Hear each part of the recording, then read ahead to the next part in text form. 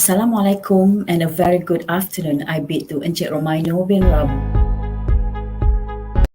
Teknik, Dr. Nordin bin Abu Bakar, Deputy Director of IPG Campus Pendidikan Teknik, Head of Departments and Units, respected lecturers and staff of IPGKPT, my dear students and all viewers who are here today. Alhamdulillah, all praise be to Allah subhanahu wa ta'ala with His mercy that I can share with all of the audience on this topic. Cuba try test tengok, code switching and code mixing in undergraduates language use. In our everyday communication, it has become a common thing by every Malaysian adult to switch from one language to another when they communicate. The practice nowadays have become so common not only in spoken but also in written discourse. The switch from Malay to English, Chinese to English, or Tamil to English have become more of a norm rather than an exception to all Malaysians. In my speech today, I would like to highlight the environments of language use of the undergraduates through the analysis of domains in the students' various linguistic environments. From the analysis of domains, aspects of code switching and code mixing will be further discussed, and this will include the definitions, the factors influencing code switching and code mixing, and later a bit of a recommendation or suggestion will be put forward as to how undergraduate students' language use pattern can be mapped out according to their linguistic environment. When we speak about bilingualism or multilingualism, it's worth to look at the social-linguistic profiles of the people in our country. Let me share with all the audience a bit of a scenario regarding the Malaysian socio-linguistic profiles. The multilingual state in Malaysia has been the result of the British colonization period of Malaya. During the colonial period, the British government has encouraged mass importation of Chinese and Indian workers to Malaya. All this had brought about various mixtures in community of speech and constantly came into contact with each other in numerous occasions, and in the long run had shaped Malaya as a multilingual country. During the period of British imperialism, English language was the official language in formal domains. These formal domains include the legal domain, government, and education domains, whereas the informal domain refers to interaction or communication which took place in transaction like the vendor-buyer relationship, religious domain, and many more. Before independence, English was used as a medium of instruction in English medium schools to produce elites of the Malay society. Nonetheless, for ordinary people or the commoners, Malay or Bahasa Melayu was the lingua franca for people of diverse linguistic backgrounds, namely the Chinese and Indians, when they interact with each other in carrying out trades in informal domains. It is also an important thing to highlight that after the independence of Malaya, Malaya had undergone a very drastic change in language policy. Bahasa Melayu or BM was declared as the sole national language for the purpose of nation building in the year 1957. As for the English language, it was announced that it would be the second most important language according to sociolinguist Asma Haji Omar in her book Language and Society in Malaysia. Moreover, the national education system has positioned Bahasa Malaysia as the national language and the medium of instruction in government schools as defined in Perkara 152 Perlembagaan Malaysia and Akta Pendidikan 1996, while English is to be strengthened as a second language, which will enhance knowledge acquisition and communication. A lot of efforts have been made in implementing Bahasa Melayu in the national curriculum and English being taught as a second language in schools. Despite being a second language, English has actually bridged the gap among the three major ethnics, namely the Malays, Chinese, and Indians, since then. Thus, it is very normal to see these multilingual, multi-ethnic Malaysians, Malaysian students to converse in Malay or in English in their normal everyday conversation in and outside of the school compound. Then this normalization has created the phenomena of bilingualism, which is very common in our multilingual speech community today. Well, that's a bit of a scenario on the Malaysian national education policy and its relation as to why the Malaysian students especially are at least bilingual in Malay and English, or their native language and English. It is, in which it is actually a positive language environment for Malaysians, so to speak. Okay, let us look at the, what's the in the bilingualism world today, especially throughout the world. Okay, decades ago, up and until now, social linguists have been fascinated by the phenomena of bilingualism and the complex language switching patterns that often accompanying it. Many bilingual speakers are able to switch from one language to another language with ease, sometimes in initial, mid, and at the end of the sentence. Let's take a look at a study on language use undergraduates, done recently to highlight bilingual language use in their different linguistic environments. The model shown on the slide is the socio-ecological framework model adapted from Bronfenbrenner, 1979-1995. The linguistic environments that an individual belongs to is made up of his or her own ecology. This is defined by the activities in which an individual engages within his or her external environments. In these environments, individuals are engaged and molded by feedback that influences their actions. And here in this case, the environment is the undergraduate's language use environment. Okay, and then Bronfenbrenner also emphasizes the different systems that influence the developing person and the interrelations between them with the metaphor of the matryoshka or the Russian nested dolls, the matryoshka, the doll, Russian nested dolls. Okay, and then the developing person is the center, is you can see from the slide, is at the center of an interconnected set of contexts. Okay, the first two systems are called the microsystem and the mesosystem levels, which are the system that indirectly impinge upon the individual, while the exosystem and macrosystem levels have an indirect impact on the individuals, as stated here in the model as language policies and beliefs in the community in which the individuals have to regulate themselves and abide the second rules and regulation. From this linguistic perspective also, aspects of bilingualism and multilingualism can be mapped by researchers as to how specific language use of individual construct and are constructed by the social linguistic environment as it takes shape across the individual's nested ecosystem, according to Halt 2009. And in this case, charting or mapping out the language use of the individuals was done by domain analysis.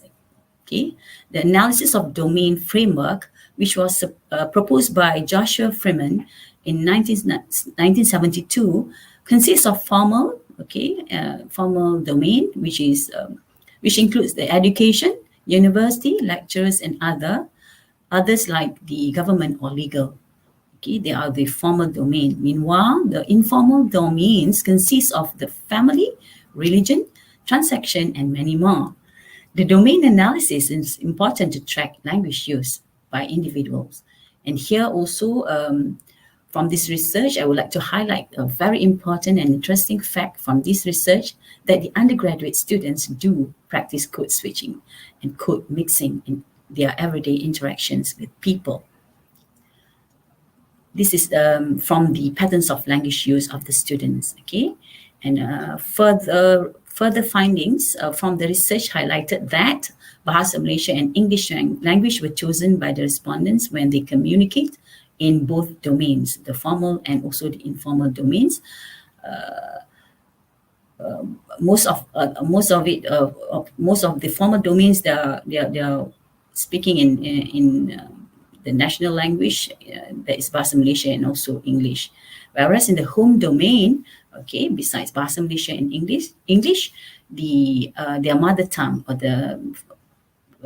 or Chinese and Tamil were dominantly used. Okay, English language, on the other hand, was moderately used by the undergraduates in all other domains of language use, especially at home. Okay, besides looking at the linguistic environments, the socio-ecological framework also suggests that the society's belief systems do have an impact to language use environment. From the research studies on undergraduates also, the society regards language use as further divided into 4 categories. Based on the responses from the microsystem linguistic environment, 4 beliefs that can be concluded are the importance of English education and speaking in English, proficiency in English language creates better job opportunities and stable career. Malaysians are free to use any language in the conversation, okay? And Malaysians use Bahasa Malaysia and English interchangeably in their everyday communication. And there are 2 items which have an impact on undergraduates' language use, okay, from the statements on the belief, the society beliefs, okay.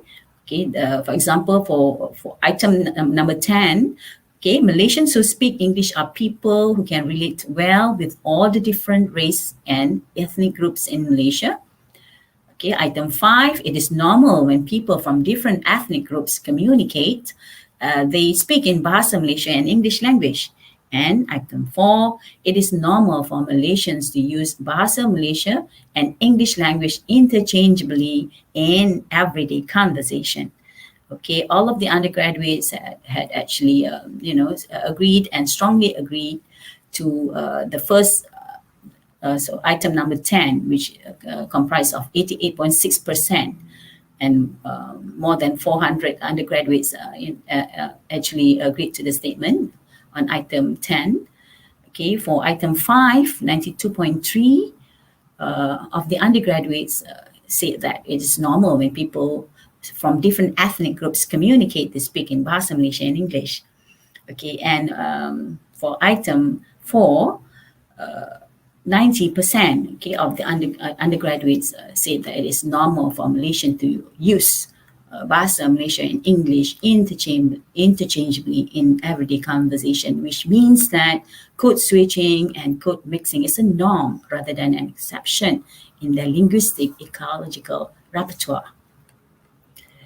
Other facts from the research on undergraduates' language use mentioned above have made it very clear that Malaysian undergraduates are actually bilingual or multilingual in their linguistic ecology. Okay, from a focus group interview conducted, also many of the undergraduates had said that bilingualism or multilingualism is a common practice. Okay, for example, we have respondent number 2. Okay, he said that our neighbors are multicultural.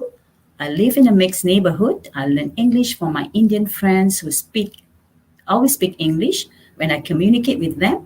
And then uncle and auntie also speak English to me, my parents and my siblings. Okay, for respondent 6, also concluded that dengan jiran dan rakan Melayu, saya bercakap bahasa Melayu, dan dengan kawan-kawan orang India, kita bercakap bahasa Inggeris. In which, with neighbors and Malay friends, okay, he or she will speak Bahasa Malaysia, and with friends, her Indian friends, he will speak English. They will speak English. Okay, the next slide, respondent 4. Okay, respondent 4 had said that we speak in 3 different languages, all mixed. I have a Malay, Chinese, and Indian neighbor, so we'll speak BM, English, and Mandarin. With the Malays, we will speak BM and English. With the Chinese, we speak Mandarin. There are also our Indian friends. Okay, they are also our Indian friends who can speak Chinese because they studied in a Chinese medium school. With Indian friends, we will speak English as they spoke in English to us. Okay, there are all the three respondents. Okay, extract actually from the interviews of the three respondents. Okay, and the findings from the undergraduates' language use also see an emerging pattern of code switching and code mixing of Bahasa Malaysia and English, predominantly as per the focus group interview sessions held to triangulate the data. Okay, on bilingual proficiency, as stated in the National Education Blueprint, 6 key shifts have been introduced in the education system to meet prevailing global and local market demands. On the shifts, one of the shifts is regarding bilingual proficiency, as you can see from the slide there, okay, aimed at making every school-going Malaysian child fluent, especially in BM and English. Okay, it is undoubted that there have been measures taken along the way regarding these issues, okay, especially when we talk about the MBM MBI policy in 2014, introduced in 2014. Okay, the policy is memartabatkan Bahasa Malaysia, memperkukuh Bahasa Inggeris, or in English, to uphold Bahasa Malaysia and to strengthen the English language was implemented as an expansion of the Education Blueprint 2013-2025. Along the way, dual language program and highly immersive program have also been implemented in school since 2016. One of the common thing in our Malaysian scenario is the phenomenon of code switching and code mixing, or in layman term, we call Bahasa Rojak. Okay, let us take a look at the entertainment industry today. It's kind of boring not having a real life example or experience of the so-called Bahasa Rojak. Okay, let us listen to this song from one of the famous singer.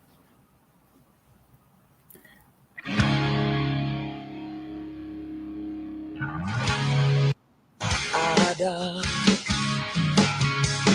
mungkinkah aku yang tidak sekaya, mungkinkah aku yang tidak bergaya, haruskah aku pun tetap menantikanmu, berikan jawaban, pulanglah sebelum ku run away, aku menantikanmu everyday, aku menunggu dari Monday, Tuesday, Wednesday, Thursday, aku tak ingin, tak perlu, pulanglah sebelum ku run away, aku menantikanmu everyday, aku menunggu dari Monday, Tuesday, Wednesday, Thursday, aku tak ingin, tak perlu, aku dah bingung. Okay, I'm sure that everyone has noticed that there are 2 languages being used in this Malay song by Awi Rafael. Even the title of the song is Pulanglah, which in English can be translated as come back. Okay, one must also notice that the use of English words as in the lyrics just now, okay, words like run away, every day, and counting the days of the week, okay, beginning with Monday, Tuesday, Wednesday, Thursday, perfectly rhyme into the Malay song, and of course it has a very catchy impact to the listeners. Okay, this scenario has become a norm to all Malaysians, and nowadays we can see more song lyrics, and integrating Bahasa and English. Okay, and what does that tells us? Okay, let us take a look at code switching and code mixing. What are code switching and code mixing? Okay, coming back to the issue again. Okay, code switching and code mixing among students. Okay, is worth to look at the definition on each terminology as proposed by researchers and sociolinguists. Okay, code switching refers to using more than one language or variety of languages in a conversation.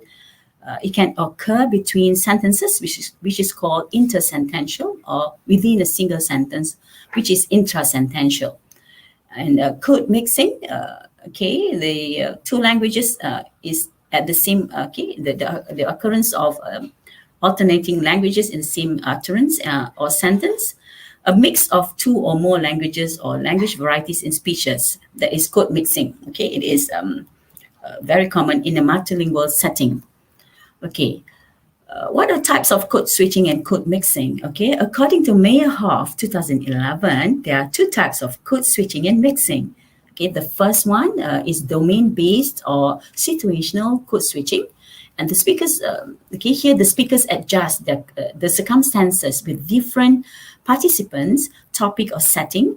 Okay, and the second one, second type is metaphorical, in which during a conversation, okay, the speaker used this tactic to support conversational acts such as an apology, request, complaint, or refusal. This is according to Choi 2011. Okay, examples of types of code switching. We have text switching, okay, which can occur anywhere without violating the grammatical rule of the sentence. For example, certain phrases are inserted into an utterance. Okay, for example, we have like, Tanya Ali, good job. Okay, or jangan bersedih, come on. Okay, that is intra-sentential. For intersentential, okay, we have, that is for text switching. For intersentential, we have a conversation of languages at a phrase or sentence boundaries, okay, meaning it's a complete sentence and then the beginning of another sentence is in another language. Examples are from the slides you can see. Good morning, everyone. Do you have any problem? Kenapa asyik berdiam diri saja dari tadi? Okay, no, nothing's wrong. Ada apa-apa yang tak kena? Are you okay? Okay, these are very common type of code switching being done every day by us, right? Okay, intrasentential. Okay, betul ke she said dia suka you? Like seriously? Macam too good to be true kan? Okay, anything yang saya tak tahu? Anything?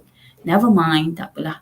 Okay, these are intrasentential, meaning to say the code switching, okay, the speaker code switches in between words, yeah, okay, between words and using two different languages. Okay, code switching may also reflect the frequency of an individual using particular expressions from one or the other language in his or her daily communication. Okay, hence an expression from one language may come readily in the speaker's mind in the other language spoken together altogether. Okay, this is very unique, right? Okay, and it is a phenomenon that reflects the grammatical structure of both languages that a person acquires are working together simultaneously. MashaAllah. Okay, code switch also happens in bilingual or multilingual environment or speech communities, but not in a monolingual community. All right, on the other hand, the term code mixing refers to using two languages in the same utterance or speeches. Code mixing is very common in a multilingual setting. Okay, the insertion of la, kan, as in good lah. Okay, you're not like that, kan? Okay, some popular code mixing that is common in our Malaysian society are kita semua sama. Am I right? Betul ke ni? Seriously? That's why lah, saya tanya tadi. Okay, and other examples, that we can find is like the title of this talk. Okay, cuba try test tengok. If you can do it. Okay, I love you tau. Jangan pergi please. Please ambilkan for me tu juga ya. Ambilkan for me juga ya. Okay, two languages being used. And of course, this is an example of an English with Malay, English conversation between two speakers in Malay and English. Okay. English speakers, so to say. Okay, and then next we look at the functions of code switching and mixing in a bilingual individual. Okay, what are the functions of undergraduates code switching and code mixing? Okay, according to Ulrich 1996, there are 4 functions of code switching and mixing. Okay, the first one is equivalence, second one is floor holding, the third one is reiteration, and the fourth one is conflict control. Okay, let us take a look at equivalence. Okay, equivalence is the similarity function whereby the learner makes use of the first language equivalent of a lexical item in the target language. Okay, this is done when they lack the required skills to explicate the words that they have asked, okay, or they have been asked in the second language. For example, students use the native language in order to continue the communication as he or she does not want to be called or be seen as incompetent language user. So the student used the native lexical item as a defensive mechanism. The second one is a floor holding. Here, the learner fills the stop gaps with their mother tongue so as to avoid gaps in communication, which displays incompetence in the target language. Again, okay, the insecurity is there, yeah, not being incompetence in the target language. Okay, during a conversation in the target language, the students fill the stop gap with native language, which is to avoid gaps in communication or communication breakdown. So, as an example, okay. The third one is reiteration. Okay, students utilize code switching and mixing in order to reinforce, emphasize, or clarify the messages, and it may be for the reason that meaning is not reached in the target language. Okay, messages sent are reinforced, emphasized, or clarified where the message has already been transmitted in one language but not understood or it's incomprehensible. The words or messages is again being repeated in the native language to ease communication. Okay, the fourth one is conflict control. Students code switch in order to avoid misconception. Okay, again, okay, they feel more at ease using the native language when they are in conflict. Okay, the underlying reasons of using this type of code switching may vary according to individuals' needs, attentions, or purposes. And conflict is avoided by using this strategy as to convey the intended meaning to avoid further misunderstandings. Okay, after we have looked at the type of code switching, okay, and also the functions of code switching. Okay, we will look at the factors that influence code switching. Okay, some of the factors that influence code switching and code mixing. Okay, like the first one, lack of competence, as been mentioned just now, in the target language, especially in L2, and then to maintain privacy. Yeah, people would like to maintain privacy, and then easier to speak in their own language. Yeah, avoid misunderstanding. Yeah, sometimes things are not well said in a target language or in language not your mother tongue. Yeah, so it's like when you want to clarify things, okay, it's better to use the language that you are familiar of. And then shorter vocabulary in L2. Okay, or L2 here means the target language.